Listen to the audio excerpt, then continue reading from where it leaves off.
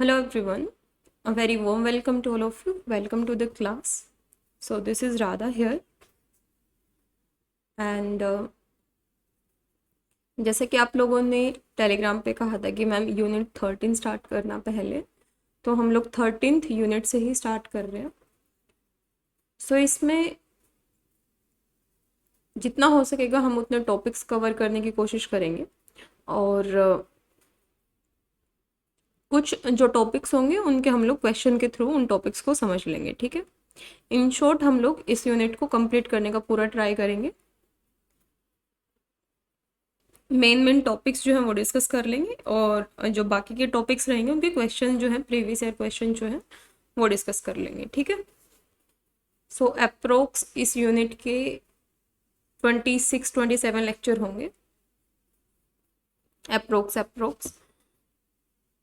सो मई में at the end of May हम लोग इस यूनिट को बाइंड अप कर देंगे, ठीक है। सो जो फर्स्ट टॉपिक हम लोग डिस्कस करने वाले हैं वो है जेनेटिक मार्कर। बहुत इजी सा टॉपिक है, इसलिए पहले लेक्चर में आई थॉट कि थोड़ा सा इजी पीजी टॉपिक डिस्कस करना ज़्यादा सही रहेगा, तो इसीलिए आज के इस लेक्चर में हम लोग जेनेटिक मार्कर से स्टार्टिंग करेंगे। बहुत इंटरेस्टिंग टॉपिक है, ध्यान से सुनिएगा और अगर आप क्लास देख लोगे तो क्लास में ही ये टॉपिक जो है आपको याद हो जाएगा, ठीक है। So what is genetic marker? Genetic marker का क्लासिफिकेशन पढ़ने से पहले, इसके बारे में इन डेप्थ जानने से पहले ये जानना जरूरी है कि जेनेटिक मार्कर क्या होते हैं। तो जैसा इसका नाम है, नाम से डिकोड करने की कोशिश करते हैं, क्योंकि ज़्यादातर डेफिनेशन जो है वो नाम में ही छुपी होती है। तो जेनेटिक मार्कर समझ में क्या आ रहा है आपको यहाँ से? जेनेटिक यानी कहीं ना कहीं इसका किससे लेना देना है? जीन से। जीन का किससे लेना देना होता है? डीएनए से। यानी समहाउ इसका लेना देना किससे है? डीएनए से। समहाउ इसका कनेक्शन किससे है? डीएनए से, ठीक है। जैसे, और डीएनए कहाँ होता है? आपको पता है cell is the structural and functional unit of life, है ना। सेल जो है वो स्ट्रक्चरल और फंक्शनल यूनिट है, इसी से ऑर्गेनिज्म बना होता है। कुछ यूनिसेलुलर होते हैं, कुछ मल्टीसेलुलर होते हैं। तो ये सेल है हमारी। सेल के अंदर क्या होता है? न्यूक्लियस होता है। न्यूक्लियस के अंदर क्या होता है? जेनेटिक मटेरियल होता है, आपका डीएनए आरएनए होता है। तो न्यूक्लियस के अंदर आपका डीएनए प्रेजेंट होता है। इस न्यूक्लियस को का जो डीएनए, इसको अगर यहाँ पर मैं जूम आउट करूं तो कुछ इस तरीके से आपका डीएनए दिखेगा,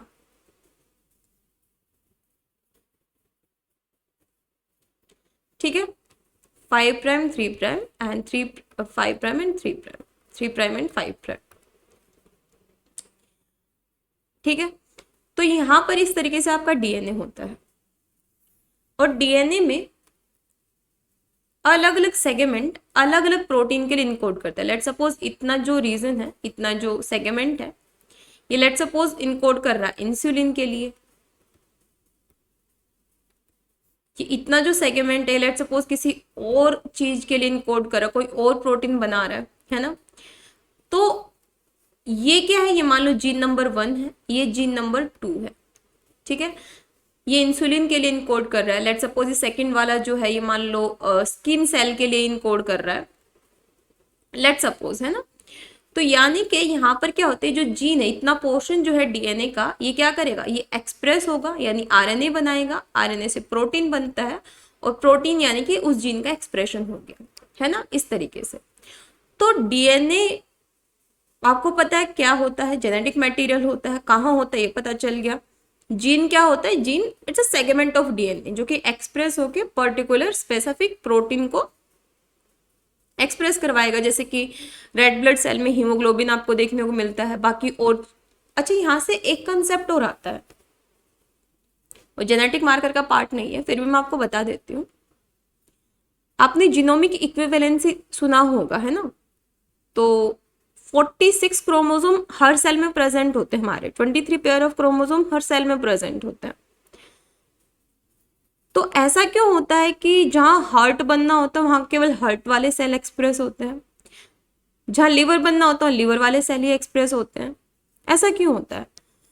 क्योंकि हर सेल में 46 क्रोमोसोम है, तो केवल वही क्यों एक्सप्रेस हो रहा है जो अगर हार्ट के लिए रिस्पॉन्सिबल है तो हार्ट वाले सेल ही एक्सप्रेस हो रहे हैं, लीवर में केवल लीवर वाले सेल ही एक्सप्रेस हो रहे हैं, बाकी के एक्सप्रेस क्यों नहीं होते?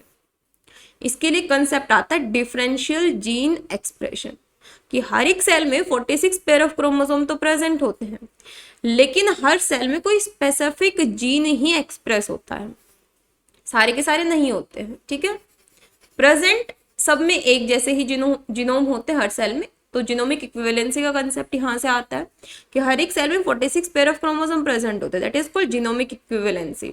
लेकिन अलग अलग जीन एक्सप्रेस होता है हर सेल से पर्टिकुलर पोजीशन के हिसाब से, उसको हम लोग डिफरेंशियल जीन एक्सप्रेशन कहते हैं। तो यहाँ पर लेट सपोज ये सेल आपका मान लो कि स्किन सेल है, तो यहाँ पर स्किन वाले प्रोटीन जो है, स्किन प्रोटीन एक्सप्रेस होगा, स्किन वाला जीन एक्सप्रेस होगा। तो इस तरीके से जीन क्या होता है समझ में आ गया? Gene is nothing itself a segment of DNA. ठीक है, क्या होता है? सेगमेंट ऑफ डीएनए होता है। और मार्कर क्या होता है? अब आपको पता है कि आपका जो डीएनए है, अब मैं इसको थोड़े टाइम के लिए इसको इरेज कर देती हूँ। अब मैं इसको डीएनए को लीनियर फॉर्म में बना रही हूँ, ठीक है, ताकि आपको समझ में इजीली आ जाए। ये लीनियर फॉर्म में मैंने डीएनए बनाया है यहाँ पर, ये 5 prime 3 prime 3 prime and 5 prime. तो यहाँ पर आपको पता है न्यूक्लियोटाइड होते हैं, बेस सीक्वेंस होते हैं, यहाँ पर न्यूक्लियोटाइड प्रेजेंट होते हैं, ठीक है, बेस पेयर प्रेजेंट होंगे। तो यहाँ पर लेट सपोज इतने एरिया में रिपीट प्रेजेंट है, रिपीट यानी ATGC ATGC ATGC ATGC ATGC, यानी इसके कॉम्प्लीमेंट्री होंगे, सॉरी यहाँ पर तो कॉम्प्लीमेंट्री समझ लो, ATGC है ना। तो इस तरीके से यहाँ पर क्या है? रिपीट प्रेजेंट है। तो ये क्या होते हैं कि स्पेसिफिक सीक्वेंस है, स्पेसिफिक जेनेटिक सीक्वेंस है ये, कि रिपीट प्रेजेंट है, इसी को बोलते हैं काइंड ऑफ ये मार्कर है। ठीक है, तो यहां पर हर एक इंडिविजुअल में ये अलग अलग प्रेजेंट होंगे। मान लो कि इसमें 11 न्यूक्लियोटाइड हैं जो इस तरीके से एक्सप्रेस हो रहे हैं, किसी और इंडिविजुअल में 5 न्यूक्लियोटाइड एक्सप्रेस हो रहे होंगे, किसी और इंडिविजुअल में 6 न्यूक्लियोटाइड इस तरीके से रिपीट में एक्सप्रेस हो रहे होंगे, टेंडम रिपीट्स होंगे। तो हर इंडिविजुअल में अलग अलग होते हैं ये। इसलिए जब भी आप डीएनए फिंगरप्रिंटिंग होती है या फिर डीएनए को टेस्ट करते हो ना, तो इसलिए कहते हैं कि हर एक इंडिविजुअल का डीएनए अलग अलग होता है, क्योंकि हर एक इंडिविजुअल के रिपीट्स अलग अलग होते हैं, टेंडम रिपीट्स अलग अलग प्रेजेंट होते हैं हर में। ठीक है, इतनी चीज समझ में आए कि जेनेटिक मार्कर क्या होता है। जेनेटिक मार्कर को, क्योंकि डीएनए का ही पार्ट है, तो इसको हम लोग डीएनए मार्कर भी कह सकते हैं। तो चलो एक बार डेफिनेशन देख लेते हैं। Genetic marker are often known as DNA marker. Genetic marker को हम लोग डीएनए मार्कर के नाम से भी जानते हैं। It is a known DNA sequence located in the genome. कहाँ प्रेजेंट होता है? जीनोम में। जीनोम यानी डीएनए में क्या होता है? डीएनए का ही सीक्वेंस होता है। दूसरा डेफिनेशन अगर आप देखो ये वाला, genetic marker is a non DNA sequence. क्या है मार्कर? डीएनए का सीक्वेंस है, और क्या कह सकते हो? जीन ही है, that located on the chromosome which can be applied in the identification of individual species। कहाँ यूज होता है? किसी भी इंडिविजुअल स्पीसीज के आइडेंटिफिकेशन के लिए जेनेटिक मार्कर, जिसको हम डीएनए मार्कर कह रहे हैं, यूज किया जाता है। समझ में आ गया कहाँ यूज होता है? जेनेटिक मार्कर का यूज किसी भी इंडिविजुअल के आइडेंटिफिकेशन के लिए किया जाता है। फॉर एग्जाम्पल, इस लाइन का मतलब क्या समझते हैं?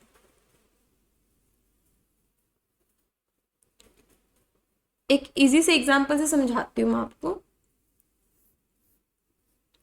ध्यान से सुनिएगा, ठीक है। जैसे यहां पर क्राइम हुआ, यहाँ पर क्राइम स्पॉट एरिया है ये। थोड़ा सा आप अपना सीआईडी वाला दिमाग चलाना, ठीक है। ये मान लो यहाँ पर निशा है, ठीक है। तो इसने यहाँ पर जाके देखा, तो यहाँ पर इस क्राइम एरिया से इसको थोड़ा सा ब्लड यहाँ पे मिला, ठीक है। तो यहाँ से इसने क्या किया? डीएनए सैंपल को कलेक्ट किया। यहाँ से इसने डीएनए सैंपल कलेक्ट किया,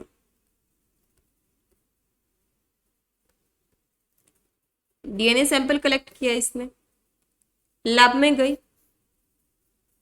लैब में जाके इसने कोई टेक्निक परफॉर्म की, जैसे ही इसने कोई टेक्निक परफॉर्म की तो इसको जो है एक बैंड मिला, लेट सपोज ATGC वाला बैंड मिला, लेट सपोज, आपको समझाने के लिए बता रही हूँ मैं, इस क्राइम एरिया से, ठीक है। इसके बाद एक है PU और एक है लेट सपोज आरजू, ठीक है।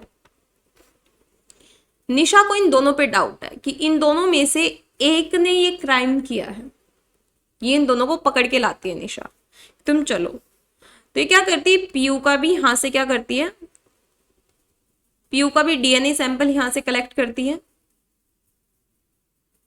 और आरजू का भी कलेक्ट करती है। टेक्निक परफॉर्म करेगी, स्पेसिफिक कोई टेक्निक, ठीक है।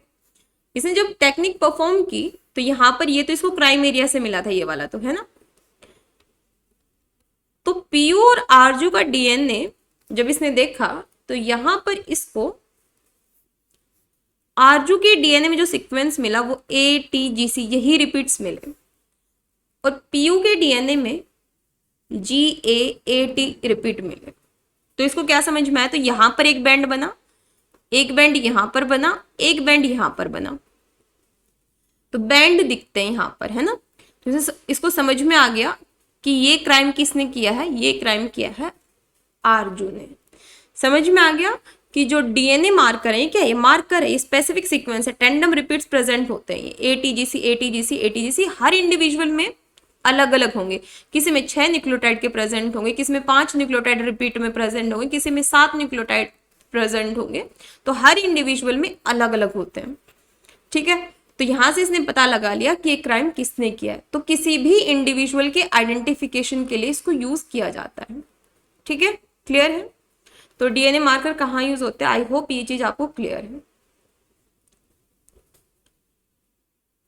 नेक्स्ट वन, एक एग्जाम्पल यहां दिया गया है, यहां पर 3 स्पीसीज ली गई हैं, species A, species B and species C। जो स्पीसीज A है यहां पर आप देखो ATGG CGGC CCG 11 न्यूक्लियोटाइड जो हैं, 11 जो न्यूक्लियोटाइड बेस पेयर हैं यहां पे प्रेजेंट है, ठीक है।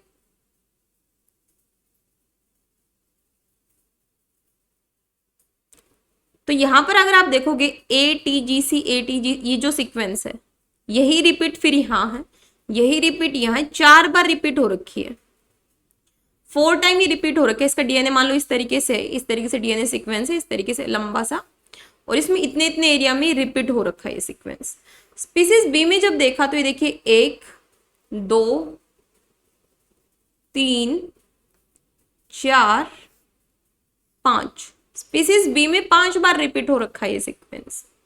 स्पीसीज सी में देखिए 1 2 3 4 5 6 7 8, 7 बार रिपीट हो रखा है सीक्वेंस। तो इधर से आपको एक चीज समझ में आ रही है कि हर एक स्पीसीज में जो ये मार्कर्स होते हैं, जो रिपीट्स होते हैं, ये यहाँ पर क्या हो रहे हैं, वेरिएबल है। यहाँ से एक टर्म आता है जिसको आप VNTR बोलते हो। VNTR क्या होता है, V यानी वेरिएबल नंबर, अलग अलग नंबर दिख रहे हैं ना। स्पीसीज ए में ये 4 बार रिपीट हो रखा है सीक्वेंस, बी में 5 बार रिपीट हो रखा है, सी में 7 बार रिपीट हो रखा है। तो वेरिएबल नंबर है, सब में अलग अलग नंबर है, किनका, टेंडम रिपीट का। टेंडम का मतलब होता है जो लगातार रिपीट्स हो रहे हैं, जो सीक्वेंस। तो variable number of tandem repeat, ये जो VNTR मार्कर है इसका कंसेप्ट यहीं से आया है, ठीक है। तो इस तरीके से ये मार्कर्स आपके प्रेजेंट होते हैं। अब आता है आपका मेन कंसेप्ट जहां से क्वेश्चंस पूछे जाते हैं। जब हम मार्कर का क्लासिफिकेशन करते हैं तो मार्कर जनरली 2 तरीके के होते हैं, एक होता है डोमिनेंट, एक होता है कोडोमिनेंट मार्कर। 2 तरीके के होते हैं।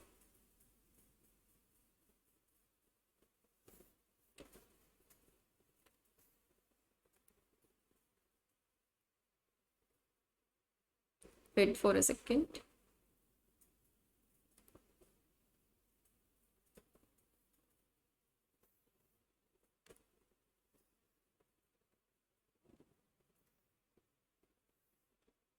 Wait for a second.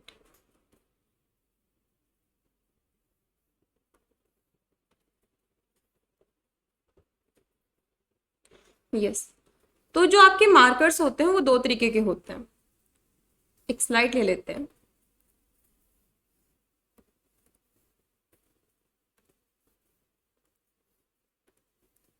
तो मार्कर का क्लासिफिकेशन जब आप देखते हो, इससे क्वेश्चन पूछे जाते हैं, ध्यान से सुनिएगा इस चीज को। फिर इस कंसेप्ट के क्वेश्चन देखेंगे हम लोग। जितना कंसेप्ट अभी स्लाइड पे पढ़ेंगे, इससे कैसे क्वेश्चन पूछे जाते हैं फिर देखेंगे इसके क्वेश्चन। तो मार्कर दो तरीके के होते हैं, एक होता है डोमिनेंट और एक होता है कोडोमिनेंट। डोमिनेंट जो होता है ये होमोजाइगोसिटी को बताता है, होमोजाइगोसिटी। और जो कोडोमिनेंट होता है हेटेरोजाइगोसिटी को बताता है। ये हेटेरोजाइगोसिटी को बताता है, ठीक है। तो होमोजाइगोसिटी और हेटेरोजाइगोसिटी का मतलब क्या होता है, जैसे कि यहां पर देखिए आप,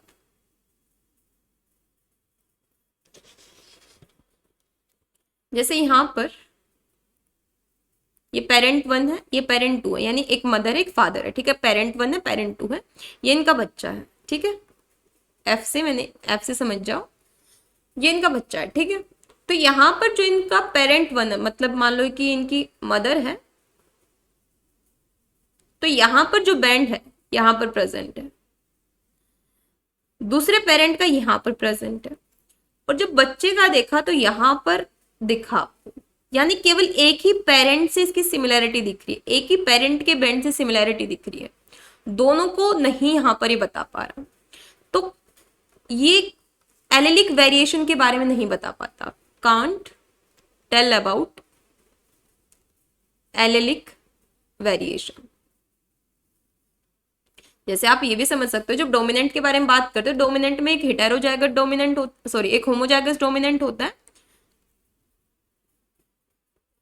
और एक आपका रेसेसिव में देखने को मिलता है, स्मॉले होमोजाइगस रेसेसिव, है ना, इस तरीके से देखने को मिलती है। आप wait for a second, wait.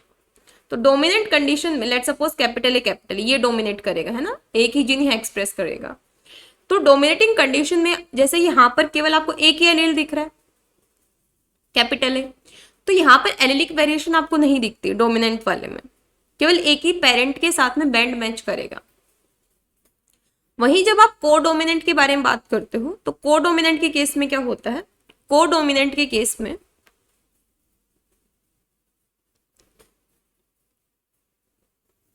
ये हेटेरोजाइगोसिटी बताता है। हेटेरोजाइगोसिटी का मतलब क्या है, हेटेरोजाइगोट, कैपिटल ए स्मॉल ए, दोनों के बारे में, है ना, यानी दोनों ही पेरेंट के बैंड यहां पर प्रेजेंट होंगे। P1 P2 ये मान लो इनका ऑफ स्प्रिंग है, पेरेंट 1 का यहाँ बैंड था, पेरेंट 2 का यहाँ था, ऑफ स्प्रिंग में दोनों वाले बैंड प्रेजेंट है। तो ये एलिलिक वेरिएशन, कैपिटल स्मॉल दोनों के बारे में बता रहा है, तो ये एलिलिक वेरिएशन के बारे में बताता है। इतनी चीज क्लियर है। एग्जाम्पल इनके ध्यान रखिएगा, एग्जाम्पल मैं बता देती हूँ। डोमिनेंट मार्कर के एग्जाम्पल क्या है, डोमिनेंट मार्कर इसका एग्जाम्पल है RAPD, AFLP, ISSR। और भी एग्जाम्पल है, वो आप आगे देखिएगा, लेकिन अभी के लिए इतने ध्यान रखना। कोडोमिनेंट का एग्जाम्पल क्या क्या है, STR और इसके अलावा RFLP, ये एग्जाम्पल ध्यान रखिएगा। तो अभी इसके क्वेश्चंस मैं आपको दिखाती हूँ, क्वेश्चंस कैसे पूछे जाते हैं। डोमिनेंट मार्कर के एग्जाम्पल है, ये होमोजाइगोसिटी को बताता है। कोडोमिनेंट मार्कर जो है ये हेटेरोजाइगोसिटी को बताता है, एलिलिक वेरिएशन को बताता है। इसके एग्जाम्पल जो है ये ध्यान रखिएगा। अब इसके क्वेश्चन देख लेते हैं, कैसे क्वेश्चन पूछे जाते हैं।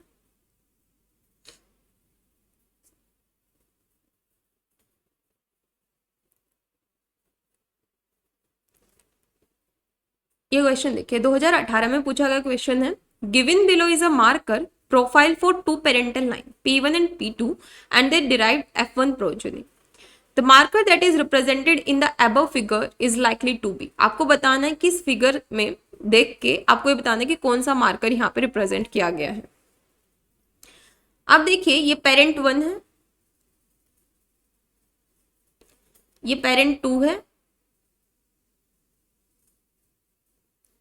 इनके ऑफ स्प्रिंग का बैंड किससे मैच कर रहा है दोनों में से? ये देखिए एज इट इज इसका मैच कर रहा है पेरेंट 1 का, तो एक ही का मैच कर रहा है, तो ये होमोजाइगोसिटी बता रहा है. पेरेंट 2 का कहाँ मैच कर रहा है? पेरेंट 2 का नहीं है ना, तो होमोजाइगोसिटी बता रहा है. और होमोजाइगोसिटी किस में थी? डोमिनेंट मार्कर में. किस में थी? Dominant marker. डोमिनेंट मार्कर के मैंने एग्जाम्पल क्या बताए थे आपको? AFLP, RAPD, ISSR. कौन सा प्रेजेंट है इनमें से? ISSR, RAPD, AFLP. कौन सा है? RFLP तो नहीं होता. RFLP तो मैंने कोडोमिनेंट में बताया. देखिए RFLP कहाँ लिखा है? ये देखिए कोडोमिनेंट में RFLP. ये देखो यहाँ पे कोडोमिनेंट में. डोमिनेंट में है RAPD, AFLP, ISSR. तो देखिए कौन सा प्रेजेंट है इनमें? RFLP तो कोडोमिनेंट है, कट जाएगा. SSR ये भी कोडोमिनेंट है. SSR ये भी कोडोमिनेंट है. केवल क्या आ जाएगा? RAPD only. क्लियर इतनी बात? तो ये स्लाइड आपके लिए इंपॉर्टेंट हो जाते हैं, ये आपको ध्यान रखनी है. देखिए डोमिनेंट मार्कर का एग्जांपल है RAPD, AFLP, SMPL. Allow the analysis of many loci. ये बहुत सारे लोकाई का एनालिसिस करवाते हैं, तो ये चीज भी ध्यान रखनी है कि डोमिनेंट मार्कर जो है मल्टीपल लोकाई के बारे में बताता है. क्या? मल्टीपल लोकाई यानी अलग अलग लोकेशन. यानी कि जैसे मान लो ये आपका DNA है, तो इस लोकेशन, ये लोकेशन, ये लोकेशन, ये लोकेशन, इनकी एनालिसिस आप कर सकते हो किसमें? डोमिनेंट मार्कर के केस में. लेकिन कोडोमिनेंट में क्या होता है? सिंगल लोकाई की एनालिसिस ही कर सकते हो आप. सिंगल लोकाई एनालिसिस कर सकते हो. इसे क्वेश्चन पूछा गया है. सिंगल लोकाई यानी इधर से इधर, केवल इस लोकस, एक स्पेसिफिक लोकस का एनालिसिस यहां पर किया जा सकता है. क्लियर है? तो एक एक पॉइंट ध्यान रखना है कि डोमिनेंट मार्कर का एग्जांपल RAPD, AFLP, SMPL ये एग्जांपल है. पहला पॉइंट ये हो गया. दूसरा point, it allow the analysis of many loci. बहुत सारे लोकाई का एनालिसिस यहाँ किया जा सकता है. तीसरा पॉइंट यहाँ पर क्या आता है? तीसरा पॉइंट यहाँ पर ये आता है, ये होमोजाइगोसिटी के बारे में बताता है. Can't tell about allelic variation. Allelic variation के बारे में नहीं बताता. क्लियर? ये 4 पॉइंट आपको ध्यान रखने हैं. पहला इसके एग्जाम्पल ध्यान रखने हैं. RAPD, AFLP, SMPL ये इसके एग्जाम्पल आपको ध्यान रखने हैं. क्लियर है? कोडोमिनेंट मार्क. इसके अलावा दूसरा क्या ध्यान रखना है कि मल्टीपल लोकाई के एनालिसिस के लिए यूज किया जाता है डोमिनेंट मार्कर. इसके अलावा होमोजाइगोसिटी को बताता है, एलेलिक वेरिएशन के बारे में नहीं बता पाता. कोडोमिनेंट मार्कर क्या है? कोडोमिनेंट का एग्जांपल RFLP आ गया. Micro satellite. माइक्रो सैटेलाइट में क्या आ जाता है? SSR और STR. ये माइक्रो सैटेलाइट्स होते हैं आपके VNTR. ठीक है, SSR, STR ये आपके माइक्रो सैटेलाइट्स होते हैं. ठीक है, तो RFLP, SSR, STR ये क्या होते हैं? कोडोमिनेंट मार्कर होते हैं. पहला पॉइंट ये ध्यान रखना है. इसके अलावा सिंगल लोकाई, ओनली अ लोकस यानी सिंगल लोकाई. सिंगल लोकाई की एनालिसिस यहाँ की जा सकती है. एलेलिक वेरिएशन के बारे में बताता है. एलेलिक वेरिएशन के बारे में बताता है. थर्ड पॉइंट ये ध्यान रखना है. और चौथा पॉइंट क्या ध्यान रखना है? हेटेरोजाइगोसिटी. ये 4 पॉइंट आपको ध्यान रखने हैं. जो यहाँ मैंने लिखवा दिए ना, सारे पॉइंट आपको ध्यान रखना है इन शॉर्ट. ठीक है, ये स्लाइड एज इट इज उतार लेना. और क्वेश्चन मैं आपको दिखाती हूँ इसके. ये फुल फॉर्म लिखी हुई है. अभी हम एक एक करके सबके बारे में पढ़ेंगे, तो फुल फॉर्म आपको ध्यान हो जाएगी साथ के साथ. ये क्वेश्चन और देखिए. Combination of molecular marker with their classification based on either dominant और codominant type are shown below. Combination कौन सा करेक्ट है वो बताना है.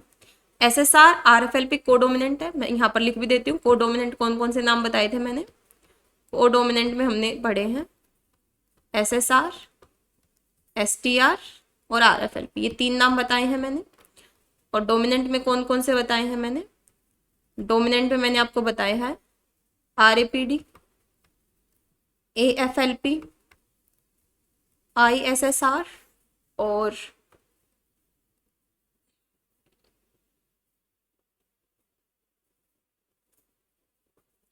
SMPL।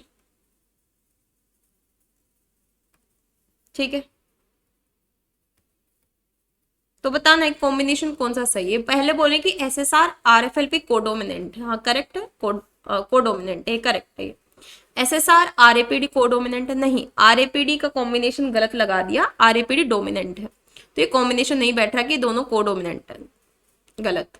RAPD RFLP डोमिनेंट है, RAPD डोमिनेंट है, RFLP कोडोमिनेंट है, गलत। AFLP RAPD डोमिनेंट है, सही। A और D स्टेटमेंट आपका करेक्ट है।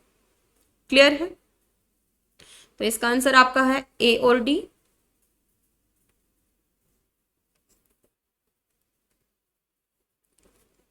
एक और क्वेश्चन मैं आपको दिखाती हूँ, जितना आपने पढ़ लिया उससे आप आई थिंक वो क्वेश्चन जो है वो सोल्व कर लोगे। ये वाला ये 2019 में पूछा गया क्वेश्चन है।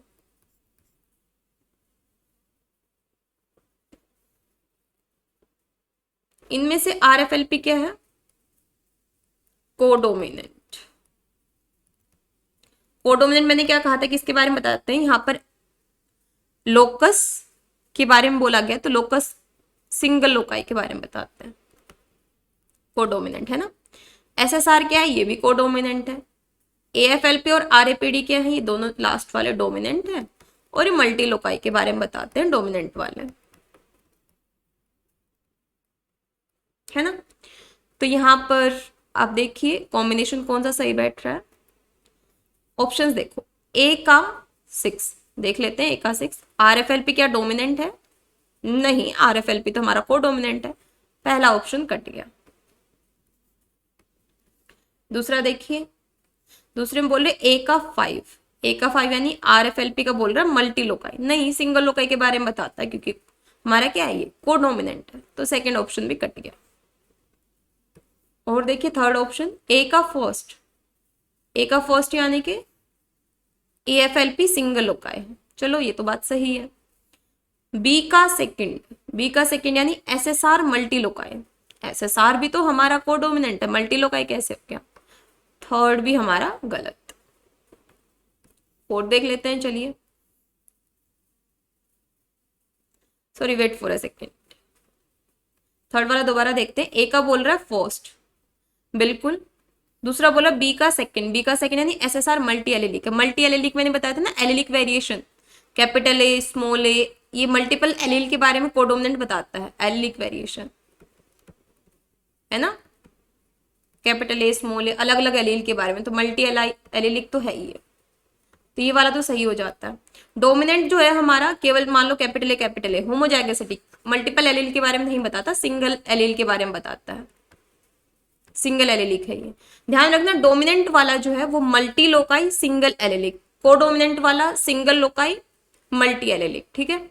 तो SSR वाला मल्टी एलिलिक है, हाँ है।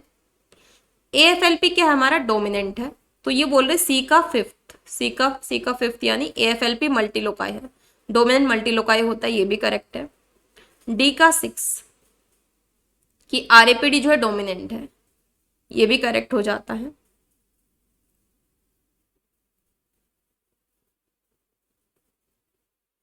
तो इसका ऑप्शन नंबर थर्ड आपका करेक्ट होगा, option number third.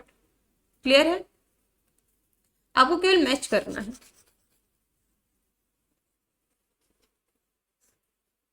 I hope ये सारी चीजें आपको क्लियर है। अब मैं आपका इसका शॉर्ट में एक नोट्स लिखवा देती हूँ, ताकि मैं यहाँ से इरेज करती हूँ ये वाली स्लाइड, और शॉर्ट में जितना पढ़ा है इसमें नोट्स लिखवा देती हूँ आपको यहाँ पर।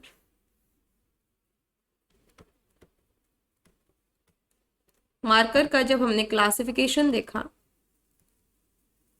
तो दो तरीके के मार्कर हैं,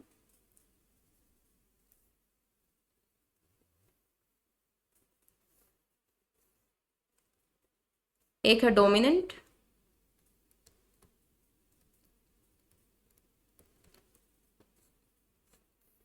एक है कोडोमिनेंट।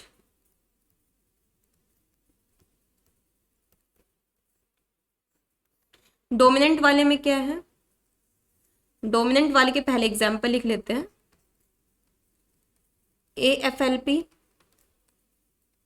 RAPD, इन दो से मेनली क्वेश्चन आया है ना, तो ये दो के नाम तो बिल्कुल ध्यान रखने ही है। कोडोमिनेंट वाले के एग्जाम्पल क्या है, इनमें से मेनली आपने इसका एग्जाम्पल ध्यान रखना है RFLP और माइक्रो सैटेलाइट यानी SSR, ये इसमें ये इसके एग्जाम्पल है, ठीक है। इसके बाद में फिर नेक्स्ट क्या था, नेक्स्ट था कि ये फर्स्ट है, सेकंड क्या है, डोमिनेंट वाला जो है ये सिंगल एलेलिक होता है, सिंगल एलेलिक यानी कि होमोजाइगोसिटी। जैसे कि अगर कैपिटल ए है तो होमोजाइगस है, एक ही एलील के बारे में बता रहा है केवल, है ना। जबकि कोडोमिनेंट वाला क्या होता है, ये एलेलिक वेरिएशन को बताता है। एलेलिक वेरिएशन यानी हेटेरोजाइगोसिटी, हेटेरोजाइगोसिटी यानी कैपिटल ए स्मॉल ए दोनों के बारे में, यानी ये क्या होता है, ये होता है आपका मल्टी एलेलिक, ठीक है। थर्ड वाला, इसके जो बैंड होंगे वो सिंगल पेरेंट से मैच करेंगे। सिंगल पेरेंट से जब आप देखोगे बैंड तो एक ही पेरेंट से मैच करेंगे, इसके वाले दोनों पेरेंट से मैच करेंगे, बोथ पेरेंट से। जैसे कि यहाँ पर अगर अब मैं बना के दिखाऊं तो पेरेंट 1 है, पेरेंट 2 है, ये इनका चाइल्ड है, तो यहाँ पर बैंड है, तो दोनों में यहाँ प्रेजेंट होगा बैंड। जबकि यहाँ पर अगर आप देखोगे यहाँ पर पेरेंट 1 है, पेरेंट 2 है, ये ऑफस्प्रिंग है, तो एक बैंड यहाँ है, एक बैंड यहाँ है, तो केवल एक ही से मैच होगा। लेट सपोज इससे मैच हो रहा है, ठीक है, इससे मैच हो रहा है, लेट सपोज इसमें दोनों के बैंड जा रहे हैं, ठीक है, कोडोमिनेंट वाले में। फोर्थ क्या ध्यान रखना है, फोर्थ ध्यान रखना है कि ये मल्टी लोकाई होता है। इसका एनालिसिस जो है मल्टी लोकस एनालिसिस किया जा सकता है मल्टीपल लोकाई पे। मान लो ये डीएनए है तो डीएनए में यहाँ पर भी इसका एनालिसिस किया जाता है, इस लोकस पर भी, इस लोकस पर भी, तो मल्टी लोकस एनालिसिस किया जा सकता है। यहाँ पर एनालिसिस जो है सिंगल लोकाई का किया जा सकता है, सिंगल या स्पेसिफिक लोकाई, ठीक है, क्लियर है। ये सारे पॉइंट्स आपको ध्यान रखने हैं। अब एक एक करके हम लोग बात करते हैं। पहला है RFLP। RFLP क्या होता है, ये आप सभी को पता है कि ये कोडोमिनेंट मार्कर होता है। अब RFLP का फुल फॉर्म देखो, रेस्ट्रिक्शन, फ्रेगमेंट, लेंथ, पॉलीमॉर्फिज्म। यानी कि नाम से क्या पता चल रहा है, रेस्ट्रिक्शन, फ्रेगमेंट, यानी कुछ रेस्ट्रिक्शन होने की वजह से डीएनए के अलग अलग लेंथ के, पोली यानी बहुत सारी लेंथ के फ्रेगमेंट मिलेंगे। दोबारा इस नेम को मैं ब्रेक करती हूं। RFLP की full form, R stand for restriction, RFLP, F stand for fragment, L stand for length, P stand for polymorphic. तो आप देखिए यहां पर जो आपका रेस्ट्रिक्शन है, रेस्ट्रिक्शन की वजह से अलग अलग लेंथ के, पॉलीमॉर्फिक यानी डिफरेंट, पॉलीमॉर्फिक का मतलब है अलग अलग लेंथ के फ्रेगमेंट्स मिलेंगे। किसकी वजह से, रेस्ट्रिक्शन की वजह से।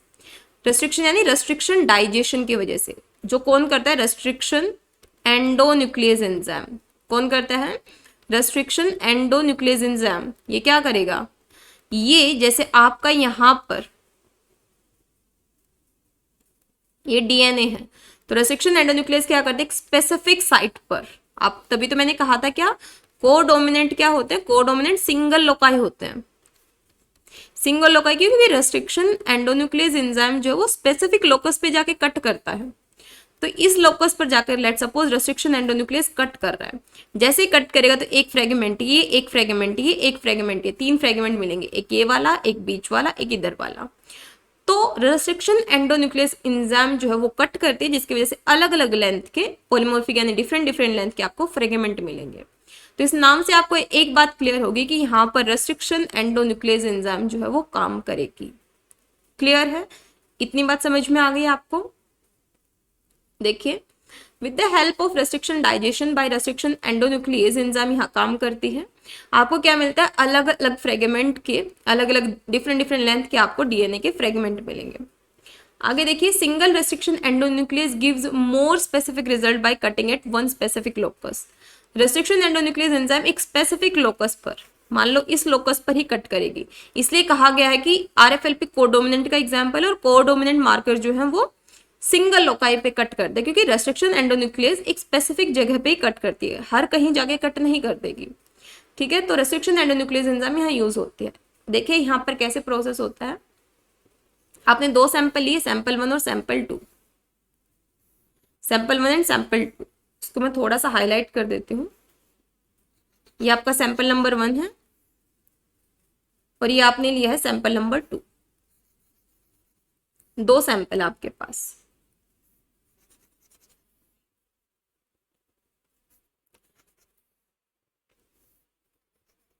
वेट फॉर अ सेकेंड, दो सैंपल लिए हैं। अब यहां पर क्या हुआ है, यहां पर रेस्ट्रिक्शन एंडोन्यूक्लियस एंजाइम ने कट किया है, इस जगह पर कट किया है। पहले वाले सैंपल में देखिए इस जगह पर कट किया। ये आपने क्या लिया, डीएनए लिया है दो अलग अलग इंडिविजुअल का। ये डीएनए एक अलग इंडिविजुअल का है, ये डीएनए एक अलग इंडिविजुअल है, दोनों का अलग अलग सैंपल आपने लिया। इस सैंपल में रेस्ट्रिक्शन एंडोन्यूक्लियस एंजाइम डाली, दूसरे वाले में भी रेस्ट्रिक्शन एंडोन्यूक्लियस एंजाइम डाली, ठीक है, सैंपल 2 में भी डाली। रेस्ट्रिक्शन एंडोन्यूक्लियस क्या करते हैं, डीएनए पे कट करेगी, तो डीएनए पे इन्होंने सैंपल 1 में यहाँ कट किया, सैंपल 2 में restriction endonuclease will not cut the DNA, sample 2 में कट किया ही नहीं, सैंपल 2 में क्या नहीं किया, कट ही नहीं किया। इसके बाद आपने क्या किया, एग्रोस जेल इलेक्ट्रोफोरेसिस परफॉर्म की। जब आपने देखा यहाँ पर तो सैंपल 1 की क्या बैंड मिली आप देख सकते हो, क्योंकि यहाँ पर कट लगा था, यहाँ पर कट लगा था, तो यहाँ पर कट लगाया गया था, तो आपको यहाँ पर ये बैंड देखने को मिले, 4 बैंड। सैंपल 2 में कट ही नहीं किया तो ये सिंगल बैंड मिला आपको यहाँ पर, तो ये सिंगल बैंड यहाँ पर देखने को मिला। तो यहाँ से क्या चीज समझ में आई आपको, तो firstly let us understand the terminology RFLP. RFLP में क्या होता है, रेस्ट्रिक्शन एंडोन्यूक्लियस एंजाइम जो है वो कट करते हैं एक स्पेसिफिक साइट पे। ठीक है, यहां पर आप देखो आरएफएलपी जो है सिंगल लोकस पे कट क्यों करते हैं, क्योंकि रेस्ट्रिक्शन एंडोन्यूक्लियस का नेचर होता है कि वो स्पेसिफिक लोकेशन पे कट करेगी, हर जगह जाके कट नहीं करेगी, इसलिए आरएफएलपी जो है वो लोकस स्पेसिफिक होता है कि सिंगल लोकाई जो है उसी का एनालिसिस यहाँ किया जाता है।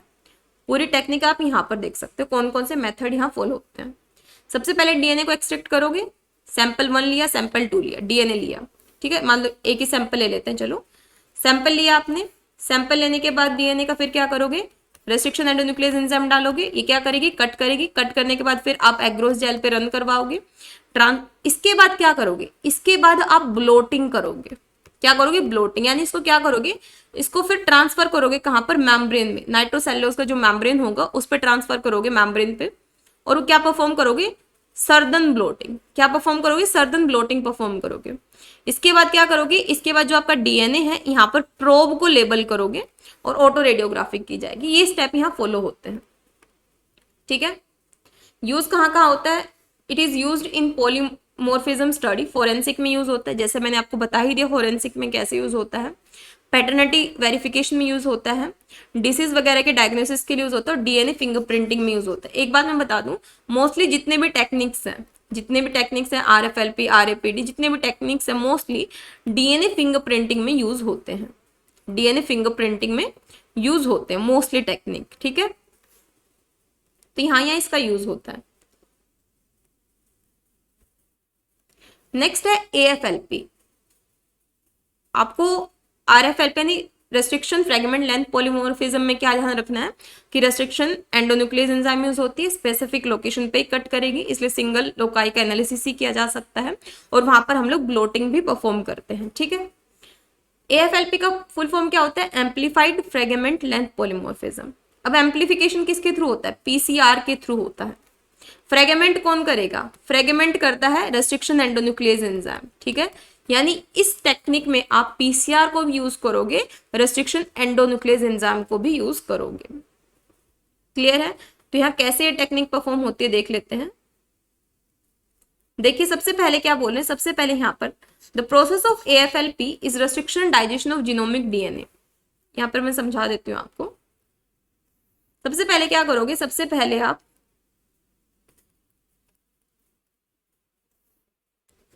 AFLP एम्पलीफाइड, ए का मतलब होता है एम्पलीफाइड, एम्पलीफाइड कौन करता है? पीसीआर। फ्रेगमेंट, फ्रेगमेंट कौन करता है? Restriction endonuclease. तो AFLP में दोनों का यूज किया जाता है। पहली चीज तो ये, इसमें क्या होता है, लेट सपोज आपने डीएनए लिया, डीएनए सैंपल लिया, ठीक है। डीएनए सैंपल लेने के बाद आप क्या करते हो, एक अडेप्टर सीक्वेंस लेते हो। क्या लेते हो? अडेप्टर। अडेप्टर क्या होता है? ये भी डीएनए का ही सीक्वेंस होता है, छोटा सा सीक्वेंस लोगे जो आपको न्योन है, जो आपको क्या है, न्योन है, उसका सीक्वेंस आपको न्योन है। मान लो ATGC कोई भी सीक्वेंस है वो आपको न्योन होगा, तो आपने यहाँ पर क्या करोगे, लाइगेट करोगे। क्या है ये? अडेप्टर। अडेप्टर को आप लाइगेट करोगे, ठीक है। फिर उसके बाद क्या करते हो, देखो, सबसे पहले genomic DNA is extracted using one of the DNA extraction method. DNA लोगे, इसके बाद डीएनए को डाइजेस्ट करोगे रेस्ट्रिक्शन एंडोन्यूक्लियस के हेल्प से। क्या करोगे? डीएनए लिया, DNA, wait for a second, सबसे पहले क्या किया, डीएनए लिया, डीएनए को हम लोगों ने क्या किया, रेस्ट्रिक्शन एंडोन्यूक्लियस एंजाइम की हेल्प से क्या किया, कट किया, फ्रेगमेंट मिला, मान लो ये फ्रेगमेंट मिल गया आपको।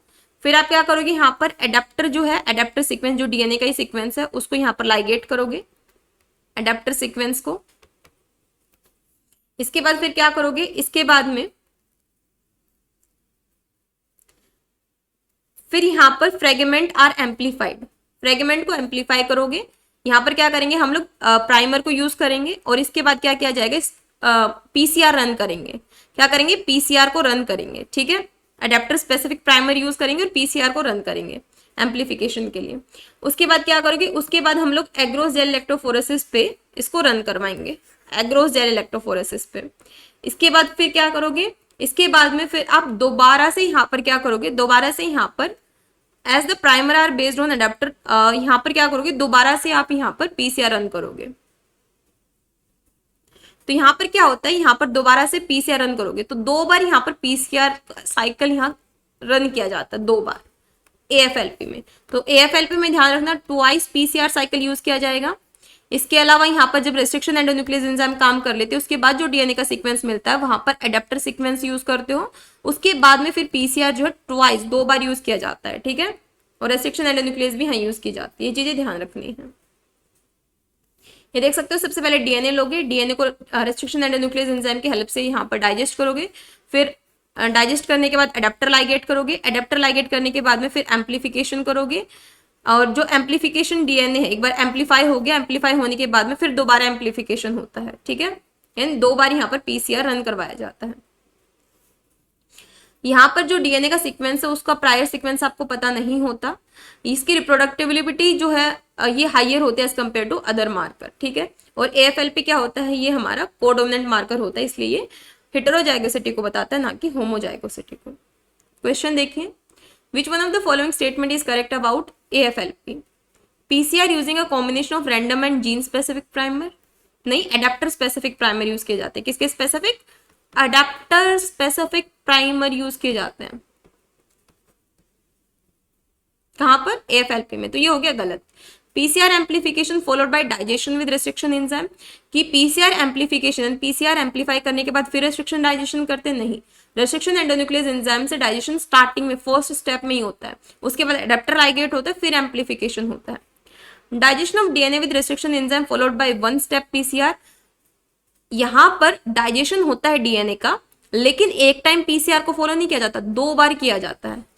Digestion of DNA with restriction enzyme, DNA लेते हैं, डीएनए को रेस्ट्रिक्शन एंडोन्यूक्लियस एंजाइम की हेल्प से डाइजेस्ट करके एडेप्टर लगा के 2 बार पीसीआर साइकिल को रन करवाते हैं। तो 4th ऑप्शन आपका करेक्ट है। कौन सा ऑप्शन? 4th वाला। आगे देखिए, which one of the following molecular marker type use combination of both restriction enzyme and PCR? कौन सा ऐसा मार्कर है जहां पर आप रेस्ट्रिक्शन एंडोन्यूक्लियस एंजाइम को भी यूज करते हो और पीसीआर को भी? तो RFLP में दोनों का ही यूज किया जाता है, सॉरी AFLP में, ठीक है। नेक्स्ट आता है RAPD। RAPD में क्या होता है? Random amplification. रैंडम एम्पलीफिकेशन यानी कि आपने ये लिया अपना डीएनए में रैंडमली प्राइमर डाल दिया। एम्पलीफिकेशन कौन करता है? पीसीआर। तो रैंडमली प्राइमर डाल दे, एक प्राइमर यहाँ, एक प्राइमर यहाँ, एक प्राइमर यहाँ, एक प्राइमर यहाँ, तो रैंडम सीक्वेंस यहाँ पर आपको मिलेंगे, ठीक है। ये देख सकते हो, स्टेप 1 यहाँ पर क्या, सैंपल 2 यहाँ पर है। ये प्राइमर आपने जगह जगह ये रैंडमली डाल दिए सैंपल में, तो रैंडमली यहाँ पर आपको ये फ्रेगमेंट दिखे, ठीक है।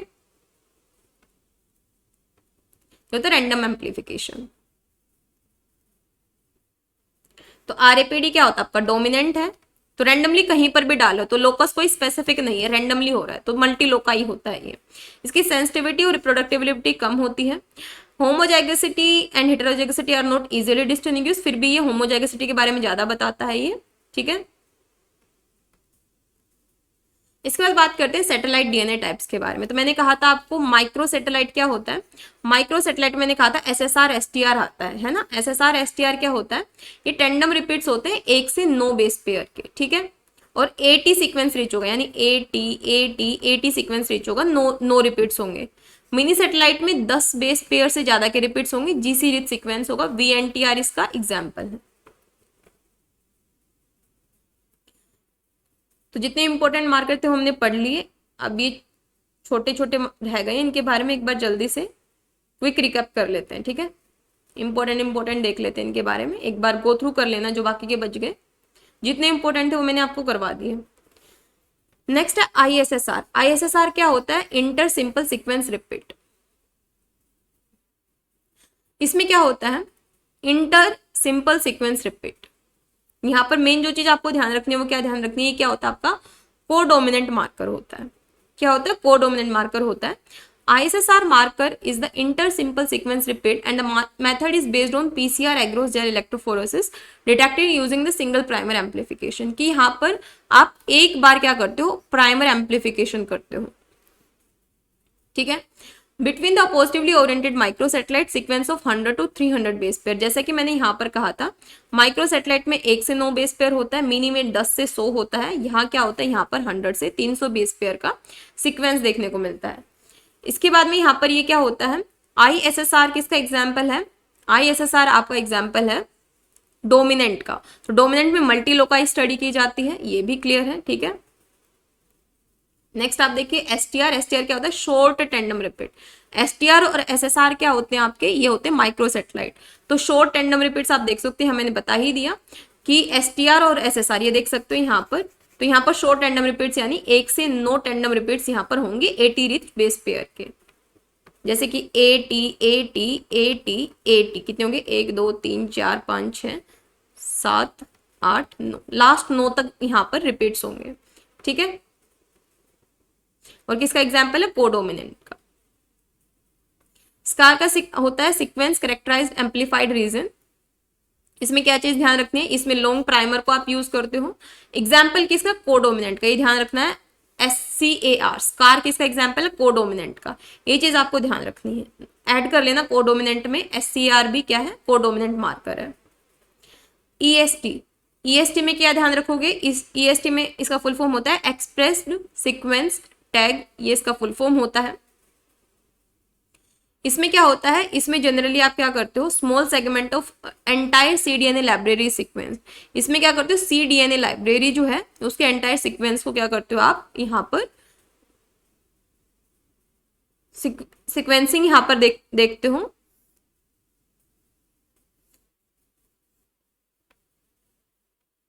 मेन बस इसमें ध्यान रखना है कि यहाँ पर 500 से 800 बेस पेयर का टैग सीक्वेंस जो वो यूज किया जाता है। स्कार में एक चीज ध्यान रखने में बता देती हूँ, ये वाला पोर्शन आपको ध्यान रखना है स्कार में, ठीक है। एसटीआर में कौन सा ध्यान रखोगे, एसटीआर में तो जो मैंने यहाँ बता दिया, ये वाला माइक्रो सैटेलाइट वाला, ये ध्यान रखना है पूरा रीजन। और ISSR में कौन सा ध्यान रखोगे, ISSR में ये वाली चीज ध्यान रखोगे, ये इतने, ठीक है। क्लियर है कि यहाँ पर सिंगल प्राइमर एम्पलीफिकेशन होता है, 100 से 300 बेस पेयर फ्रेगमेंट यूज होते हैं। यहाँ पर क्या होता है, यहाँ पर मल्टी लोका यूज होता है, क्योंकि ISSR किसका एग्जाम्पल, ISR डोमिनेंट मार्कर का एग्जाम्पल है, STR कोडोमिनेंट का एग्जाम्पल है, SCR कोडोमिनेंट का एग्जाम्पल है, इसलिए लोकस स्पेसिफिक होगा ये। और SNP क्या होता है, single nucleotide polymorphism. Single nucleotide polymorphism is a type of unique marker in comparison with other marker enlisted here due to the addition or deletion of single nucleotide in a genome the SNP originated। इससे में क्या होता है, एक nucleotide यानी मान लो A हो गया, T हो गया, कोई भी एक न्यूक्लियोटाइड का एडिशन या deletion. Millions of SNP are present in the genome, however they may or may not be pathogenic। SNP कहाँ यूज होते हैं, mainly genome wide association studies में इसको यूज किया जाता है, ठीक है। SSR क्या होता है, कोडोमिनेंट मार्कर होता है। इसके अलावा ये क्या होता है, SSR माइक्रो सैटेलाइट होता है ये आपका। इसके अलावा यहाँ पर 1 to 10 रिपीट्स, टेंडम रिपीट्स आपको यहाँ पर देखने को मिलेंगे, ठीक है। ये वाला क्वेश्चन देखिए आप लोग, और ये मैंने बता ही दिया मोस्टली जितने भी टेक्निक्स है डीएनए फिंगरप्रिंटिंग के लिए यूज होते हैं, चाहे एएफएलपी हो, आरएफपीडी हो, एसएसआर हो। क्वेश्चन बोला गया student wrote following statement regarding comparison of restriction fragment length polymorphism, RFLP, RAPD और एएफएलपी और एसएसआर। तो इनसे रिलेटेड आपको पॉइंट बताने हैं कि सारे टेक्निक कहाँ यूज होते हैं, सारे के सारे टेक्निक फिंगरप्रिंटिंग, डीएनए फिंगरप्रिंटिंग में यूज होते हैं, बिल्कुल correct. Allylic variation, allylic variation को कौन बताता है, डोमिनेंट वाला। यहाँ 4 के नाम लिखे हैं, आरएपीडी का, एएफएलपी का, एसएसआर का, आरएफएलपी का, जिसमें आपको पता है कि जो एएफएलपी है और आरएपीडी ये डोमिनेंट है। क्या है ये, डोमिनेंट। दूसरा नाम यहाँ दिया गया है आरएफएलपी का और एसएसआर का, ये क्या है, ये कोडोमिनेंट है। तो डोमिनेंट वाला एलिलिक वेरिएशन बताता है, तो यहाँ बोला गया आरएफएलपी बताएगा और एसएसआर बताएगा। डोमिनेंट एलिलिक वेरिएशन, ये दोनों के दोनों तो कोडोमिनेंट है, ये थोड़ी ना बताएं, सॉरी कोडोमिनेंट वाले एलिलिक वेरिएशन बताते हैं, एब्सोल्युटली ये एलिलिक वेरिएशन बताते हैं क्योंकि हेटेरोजाइगोसिटी को शो करते हैं, तो ये एलिलिक वेरिएशन बताएंगे। तो ये एलिलिक वेरिएशन बताते हैं, ये भी करेक्ट हो गया आपका। Use of radioisotope is required in RFLP and RAPD only. Polymerase PCR is required for all technique, कि पीसीआर सब में ही यूज किया जाता है, ऐसा तो नहीं है। जैसे कि मैंने आपको बताया था आरएफएलपी में केवल restriction fragment length polymorphism full form होता है, तो रेस्ट्रिक्शन फ्रेगमेंट यानी केवल रेस्ट्रिक्शन एंडोन्यूक्लियस एंजाइम यूज किया जाता है। जहां पर एम्पलीफिकेशन वर्ड है वहां पर पीसीआर यूज किया जाता है, तो ये तो गलत है कि सब में यूज होता है, तो इसका ए और बी स्टेटमेंट करेक्ट हो जाएगा। तो आप जनरली देख रहे हो कि जनरली क्वेश्चन जो है वो एएफएलपी से पूछे गए हैं, आरएपीडी से पूछे गए हैं, इसके अलावा आरएफएलपी से पूछे, और तीनों टेक्निक मैंने डिटेल में आपको बता दी है, ठीक है। एक बार ये पीपीटी मैं आपको टेलीग्राम पे शेयर कर दूंगी, मैं टेलीग्राम है CSIR नेट लाइफ साइंस